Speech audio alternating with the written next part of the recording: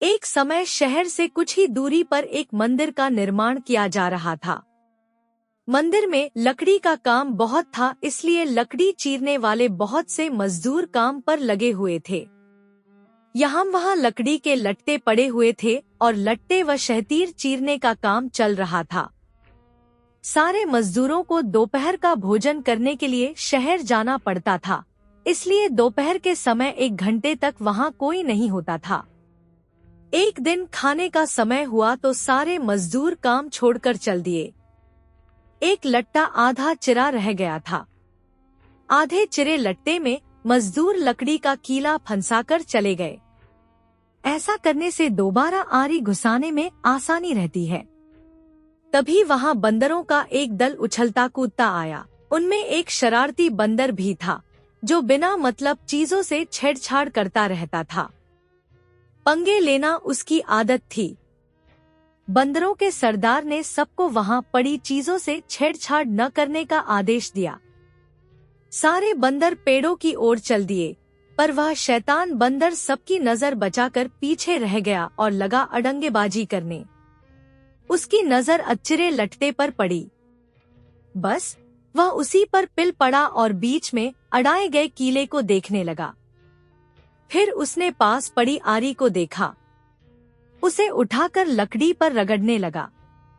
उससे किरर किरर की आवाज निकलने लगी तो उसने गुस्से से आरी पटक दी। उन बंदरों की भाषा में किरर किरर का अर्थ निखट्टू था। वह दोबारा लट्टे के बीच फंसे कीले को देखने लगा। उसके दिमाग में कौतूहल होने लगा कि इस कीले को लट्टे के बीच में से निकाल दिया जाए तो क्या होगा। अब वह कीले को पकड़कर उसे बाहर निकालने के लिए जोर आजमाइश करने लगा।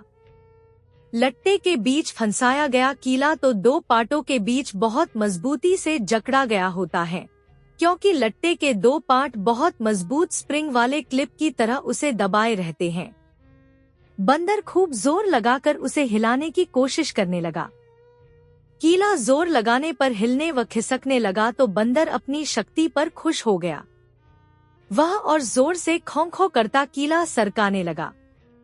इस धींगा मुश्ती के बीच बंदर की पूंछ 2 पार्टों के बीच आ गई थी, जिसका उसे पता ही नहीं लगा। उसने उत्साहित होकर एक जोरदार झटका मारा और जैसे ही कीला बाहर खिंचा, लट्टे के 2 चिरे भाग फटाक से क्लिप की तरह जुड़ गए और बीच में फंस गई बंदर की पूंछ।